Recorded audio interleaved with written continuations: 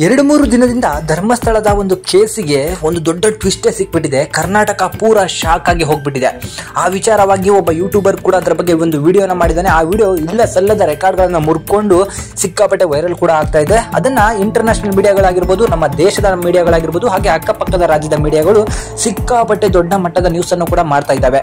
ನಾನು ಹೇಳೋದೇನಂತ ಹೇಳಿದ್ರೆ, ಹಲವಾರು ಕಡೆ ನಾವು ನೋಡ್ತಿರ್ಬೋದು ಸೌಜನ್ಯ ಅನ್ನೋ ಒಂದು ಹುಡುಗಿಯ ಒಂದು ಪ್ರಕರಣಗಳು ಯಾವಾಗಲೂ ಕೂಡ ನಮ್ಮ ಕಿವಿಗೆ ಬೀಳ್ತಾನೆ ಇರ್ತದೆ. ಬಟ್ ಅದಕ್ಕೆ ಈಗ ಒಂದು ದೊಡ್ಡ ಮಟ್ಟದ ಒಂದು ತೀರ್ಪು ಕೂಡ ಬಂದಾಯಿತು. ಅದಕ್ಕೆ ನ್ಯಾಯ ಕೂಡ ಸಿಗ್ಲಿಲ್ಲ, ನೀವು ನೋಡಿದ್ರಿ. ಆದ್ರೆ ಅದರ ಹಿಂದೆ ನಡೆದಿರುವಂತಹ ಹಲವಾರು ಕೇಸ್ಗಳನ್ನ ನಾನು ತೆಗೆದು ತೋರಿಸ್ತೀನಿ ಅಂತ ಹೇಳಿ ಯಾರೋ ಒಬ್ಬ ಬರ್ತಾನೆ, ಸಾವಿರಾರು ಹೆಣಗಳನ್ನ ತೋರಿಸ್ತೀನಿ ಅಂತ ಹೇಳ್ತಾನೆ. ಅವನನ್ನ ನಂಬ್ಕೊಂಡು ಈ ಒಬ್ಬ ಯೂಟ್ಯೂಬರ್ ತಾನೇ ನೋಡಿರೋ ರೀತಿಯಲ್ಲಿ ಹಲವಾರು ವಿಡಿಯೋಗಳನ್ನ ಮಾಡಿ, AI ಕ್ರಿಯೇಷನ್ ಗಳಿಂದ ವಿಡಿಯೋಗಳನ್ನ ಮಾಡಿ, ಹಾಗೂ ದೊಡ್ಡ ದೊಡ್ಡ ವ್ಯಕ್ತಿಗಳ ಹೆಸರನ್ನ ಬಳಸ್ತಾನೆ. ಅದರಲ್ಲಿ ಒಂದು ಧಾರ್ಮಿಕ ಕ್ಷೇತ್ರದ ಹೆಸರನ್ನು ಕೂಡ ಬಳಸ್ಬಿಡ್ತಾನೆ. ಇದರಿಂದ ಈಗಾಗಲೇ ಪೆಟ್ಟು ತಿಂದಿರುವಂತಹ ಈ ಯೂಟ್ಯೂಬರ್ ಬಾಯಿ ಮುಚ್ಕೊಂಡು ಇರೋದನ್ನ ಕಲ್ಕೊಳ್ಳೋ ಬಿಟ್ಟು ಈಗ ಮತ್ತೆ ಅದಕ್ಕೆ ಕೈ ಹಾಕಿ ದೊಡ್ಡ ಒಂದು ಸಂಕಷ್ಟಕ್ಕೆ ಈಡಾಗಿದ್ದಾನೆ ಅಂತಾನೆ ನಾನು ಹೇಳ್ಬೋದು. ಸೊ ನೀವು ಮೊದಲಿಗೆ ನೋಡೋದಾದ್ರೆ, ಈ ತರ ಒಂದು ಸೌಜನ್ಯ ಕೇಸಲ್ಲಿ ಹಲವಾರು ರೀತಿಯಾದಂತಹ ಸಾಕ್ಷಿಗಳು ಸಿಕ್ಕರೂ ಕೂಡ ಯಾರಿಗೂ ಕೂಡ ಏನು ಕಿತ್ಕೊಳ್ಳಿಕ್ಕೆ ಆಗ್ಲಿಲ್ಲ. ಸೊ ನಮ್ಮ ಸಿಸ್ಟಮ್ ಕೂಡ ಅದೇ ರೀತಿ ಇದೆ, ನಿಮಗೆ ಗೊತ್ತಿರಬಹುದು. ಯಾರ್ಯಾರನ್ನ ನಾವು ಫಸ್ಟೇ ದುಡ್ಡು ಕೊಟ್ಟು ಖರೀದಿಸ್ಕೊಳ್ಬಹುದು, ಅವರನ್ನ ಮೊದಲೇ ಖರೀದಿಸ್ಕೊಂಡು ನಂತರ ನಾವು ಏನೇ ಅವರ ಮೇಲೆ ಪ್ರಹಾರಗಳನ್ನ ಬೀರಿದ್ರು ಕೂಡ ನಾವ್ಯಾರು ಕೂಡ ಅವ್ರದ್ದೇನು ಕೂಡ ಕಿತ್ಕೊಳ್ಳಕ್ ಆಗೋದಿಲ್ಲ. ಈಗಾಗಲೇ ಈ ಒಂದು ಪ್ರಕರಣದಲ್ಲಿ ನೀವು ನೋಡಿರ್ಬೋದು, ಸೌಜನ್ಯ ಕೇಸಲ್ಲಿ ನಾವು ಯಾರ್ದು ಕೂಡ ಏನು ಕಿತ್ಕೊಳ್ಳಕ್ ಆಗ್ಲಿಲ್ಲ. ಯಾವ ಒಬ್ಬ ಆರೋಪಿ ಅಪರಾಧಿ ಯಾರೂ ಕೂಡ ಸಿಗಾಕೊಳ್ಳಿಲ್ಲ. ಆದ್ರೆ ಈಗ ಬಂದಿರುವಂತಹ ಒಬ್ಬ ವ್ಯಕ್ತಿ ಹೇಳ್ತಾನೆ, ಅದಕ್ಕೂ ಹಿಂದೆ ನಡೆದಿರುವಂತಹ ಹಲವಾರು ಕೊಲೆಗಳ ಬಗ್ಗೆ ನಾನು ಹೆಣಗಳನ್ನ ತೆಗೆದು ತೋರಿಸ್ತೀನಿ ಅಂತ ಹೇಳಿ. ಇಡೀ ಬಾಡಿನೇ ಸಿಕ್ತಾಗ್ಲೇ ನಾವು ಏನು ಕಿಸಿಯಕ್ಕಾಗದೆ ಇರೋರು ಈಗ ಮೂಳೆಗಳನ್ನ ಹಿಡ್ಕೊಂಡು ಅದು ಏನ್ ದಬಾಕಕ್ಕಾಗತ್ತೆ?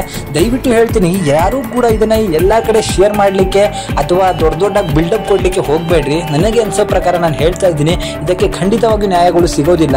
ಇದ್ದಂತಹ ಎಲ್ಲಾ ಸಾಕ್ಷಿಗಳು ನಾಶವಾಗಿ ಹೋಗಿರ್ತದೆ.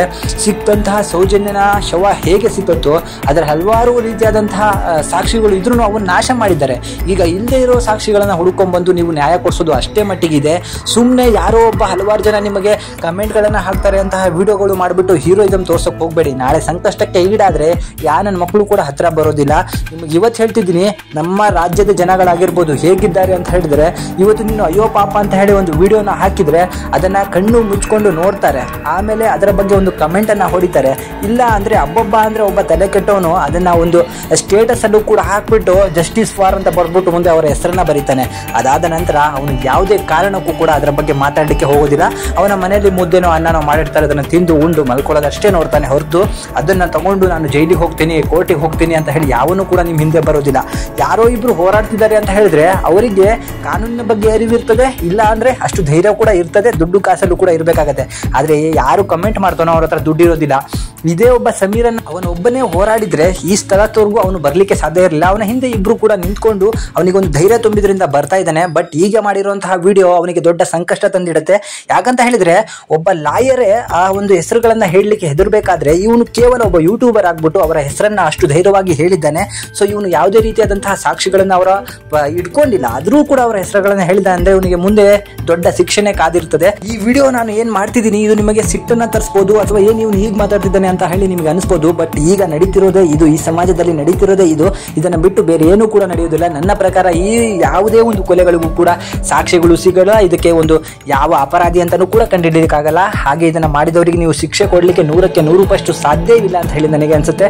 ಸೊ ಇದ್ರ ಬಗ್ಗೆ ನಿಮಗೆ ಏನು ಅನ್ಸುತ್ತೆ ಅದನ್ನು ಕಮೆಂಟ್ ಮುಖಾಂತರ ತಿಳಿಸಿ.